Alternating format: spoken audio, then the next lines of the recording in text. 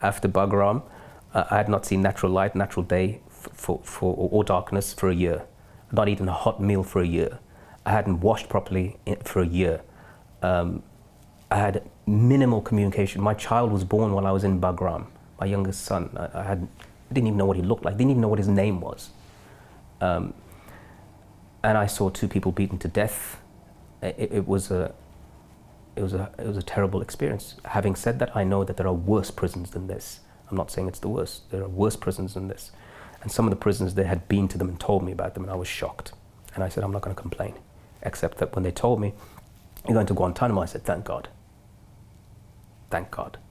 Because you knew it would be better. It had to be. It had to be. I knew that the Americans would do things, but there's certain things they wouldn't do. They wouldn't do the stuff that the Syrians or the Egyptians would do. They would outsource it there, but they wouldn't do it themselves, I thought.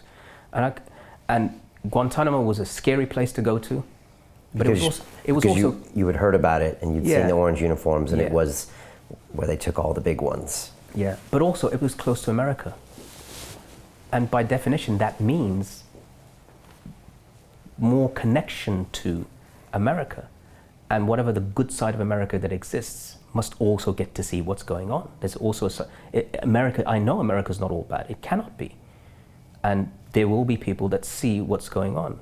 I know that America, when I studied law, America has Magna Carta as part of its constitution, and so people are going to see this. And also, it's close to. They told me if you sign this confession, you get to go to court, and I thought in court I'll get to expose this stuff. Okay, so you signed it in Afghanistan, then they shipped you. No, I signed it in Guantanamo. So the same guys who'd come to interrogations, the FBI, CIA, who'd interrogated me in Bagram with the threats against my wife, then turned up in These guys get around. Oh yeah, big budget. Did the MI5 guy there as well, or not no? at that point? Okay. He came later, but the same ones did come later. What's it like to be in Guantanamo, to arrive there? I arrived sedated because they had shackled my arms, my hands to my waist, and my waist to my legs. They called it a 3-piece suit, and then they put a mask over my mouth, huge, very tight ear defenders, and blacked out goggles. So I was like, I think I must have looked like an extraterrestrial being. And I was tied to a chair, which was a little bit more comfortable than the first journey I had. And then I pleaded with one of the guards to kind of sedate me, so he injected me with something. I woke up 36 hours later in Guantanamo in a daze.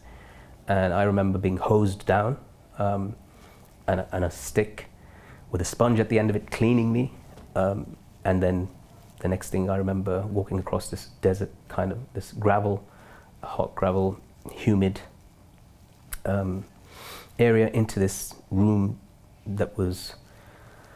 in which was a small little cell, 8 foot by 6 foot or something like that, 8 foot by 4 foot, and newly painted, and that became my home in one way or another for the next 2 years. Continue watching this fascinating conversation for free by clicking on the link below to visit our website, learn from the best minds in the world, and connect with a community of passionate people building the best versions of themselves.